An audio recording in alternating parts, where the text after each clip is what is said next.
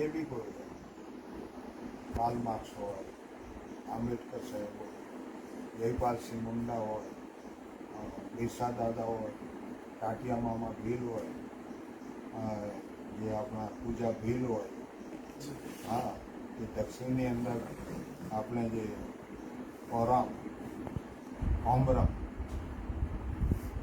કે અત્યારે સરકાર જે લીડર થઈ ગયા કોમરમ આંધ્રની અંદર, એવા લોકો હોવા જોઈએ. સરકાર અત્યારે ગામે ગામ લાઇબ્રેરીઓ બનાવડાવી રહી છે અને લાઇબ્રેરીઓની અંદર પુસ્તકો જે વૈચારિક કક્ષાના પહોંચવા જોઈએ નથી પહોંચી રહ્યા ક્યાં. એ લોકોએ તો જૂનો ઇતિહાસ દબાવી જ દેવો છે, એટલે એ પુસ્તકો ક્યાં પહોંચાડવાના છે? એ લોકોને વાંચનમાંથી જાગૃતિ આવે એ તો બધું બ્લોક કરી દીધું છે. એ લોકોએ ક્યાં છે આંબેડકર સાહેબના પુસ્તકો? ક્યાં છે બીજા જે લોકો એ પુસ્તકો લખ્યા છે? ક્યાં છે? આ તમારે ઓશોને ક્યાં રવા દીધો છે? એને આટલી ઉંમરે જતો જ કર્યો છે. એ બી મહાન માણસ જ. આપણા જે બી મહાનુભાવોના પુસ્તકો છે એ બધું છે એ આપણે આદિવાસી વિસ્તારોના જે લાઇબ્રેરીઓ છે ત્યાં સુધી પહોંચાડવા માટેનું કેવા આયોજનો કરવા જોઈએ? બસ એમાં તો શું કરવું જોઈએ, જેવી રીતના લારીઓ હોય છે રોડ પર, ત્યાં આગળ એક લાઇબ્રેરી ટાઈપનું મકાન બનાવી દેવું જોઈએ, જ્યાં લોકો અવર જવર કરતા હોય તો 2 કલાક ત્યાં વાંચન શરૂ કરે. પોકેટ્સ હોય 10 ગામની વચ્ચે, ત્યાં એક લાઇબ્રેરી કરવી જોઈએ અને ત્યાં આવીને વાંચન કરવું જોઈએ. એક ગામનો યુવાન, એક ગામ હોય એના 5 યુવાનો, 2 યુવાનો બી વાંચે તો એ ગામનો ફેલાવો કરી શકે કે અમને વ્યવસ્થા શું હતી, એમનો ઇતિહાસ શું હતો. એટલે છેલ્લે તો ગામ સભાઓ બનાવીને આ લોકોને જાણકારી આપવી પડશે અને ગામ સભાઓને પાવર આપવા પડશે, તો જ આનો મેળ પડશે. બાકી જલ્દી મેળ પડવાનો નથી.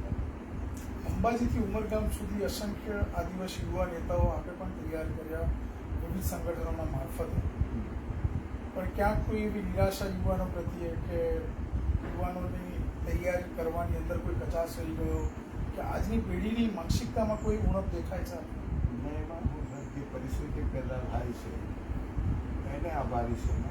એની આર્થિક પરિસ્થિતિ ખરાબ હોય, આજે નોકરી બી નથી, આજે તમે જુઓ કોઈ શિક્ષણ બી નથી ને નોકરી, શિક્ષણ હોય તો નોકરી પણ નથી, એટલે એને ઇન્કમ હોતી નથી. એટલે આવા સમયે એ ભોગ બની જાય છે એના જાગૃત માણસો, લાલચમાં આવી, એટલે આ મુવમેન્ટ આગળ જતી નથી.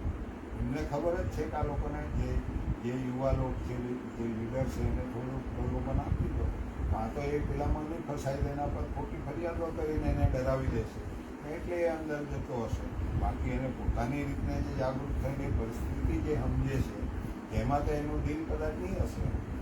એટલે આદિવાસી આંદોલનના જે મેં શરૂઆતમાં કીધું મૂળિયા તમારા ત્યાંથી નીકળ્યા છે. હા, અને એમાંના જ ઘણા બધી ગાડીઓ ફૂટીને અલગ અલગ જગ્યાએ પહોંચી હશે.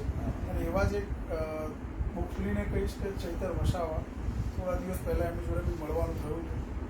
તો બહુ જ પાયાની વસ્તુ કે ચૈતરભાઈ પણ છોટુ દાદાનો વિરોધ કરવામાં સક્ષમ નથી, એ પણ તમારું ભરપૂર સન્માન કરે છે. કેમ કે એ બી આ લડતમાંથી પેદા થયેલો માણસ છે.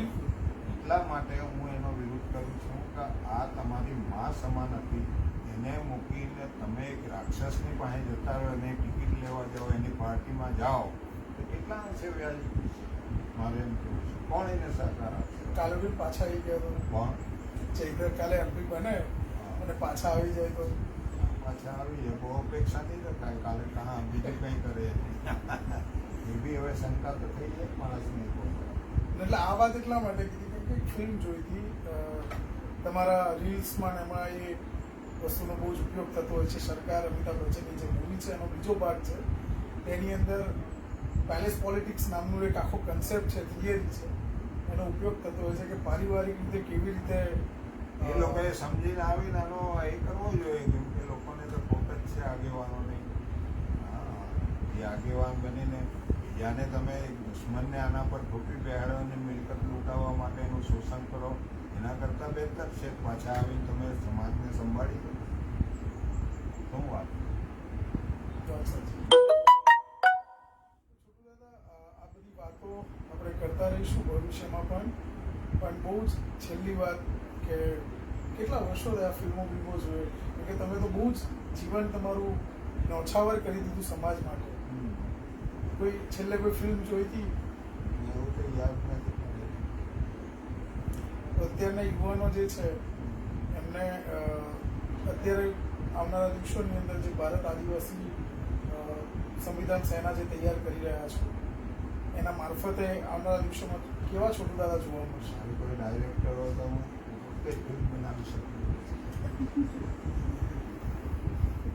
છોટુ દાદાની ફિલ્મ એક તો શરૂ થઈ ગઈ લગભગ બનવાનું કામ. હા, પણ એને મારી દીધો કોરોનાના નામે.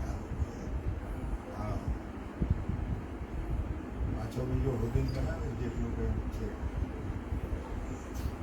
ખરી વાત છે. એટલે અત્યારે છોટુ દાદા જે ભારત આદિવાસી જે પાર્ટી આપણે સંગઠન તરીકે લોન્ચ કરી રહ્યા છે એના મારફતે ઘણા બધા કદાચ યુવાનો પણ ઉત્સાહી તરીકે જોવાનો પ્રયત્ન કરતા છે કે શું તેમને છોટુ દાદાના પક્ષમાંથી આવનારા દિવસોમાં ચૂંટણી લડવાનો અવસર મળશે કે કેમ મળશે? કે ઘણા યુવાનો એવા છે કે જે કદાચ હજુ બી તત્પર હશે કે જેમને છોટુ દાદાના માર્ગદર્શન હેઠળ લોકસભામાં આગળ વધવું હોય. આટલા મોટા સમાજની અંદર, આટલી મોટી વસ્તીની અંદર એ લોકોને અમે વેલકમ કરીએ છીએ. આવો બધા સાથે મળીને લડો અને તમારા સમાજને બચાવી લો, આપણા સમાજોને બચાવી લો. એ વાત આપણે યુવાનોની તૈયારી હોય હા હા હા, અમે તૈયાર જ છીએ. આખા ગુજરાતમાં હા, બધી બેઠકો ઉપર. હો જ્યાં જ્યાં દેશમાં અમારું કદાચ પાર્ટીનું ચાલશે ત્યાં બધે જ આગળ છે. અત્યારે 2024 માટે કેટલી તૈયારી? સારામાં સારી તૈયારી. ભરપૂર. હા એટલે કમસે કમ આદિવાસી પટ્ટાની બેઠકો ઉપર તો લડી જ હા, નથી. લડી નાખી. અસરવાળી તો વિસ્તાર આદિવાસી યુવાનો માટે સુવર્ણ મોકો છે કે છોટુ દાદા પાસે ઇન્ટર્નશિપ કરી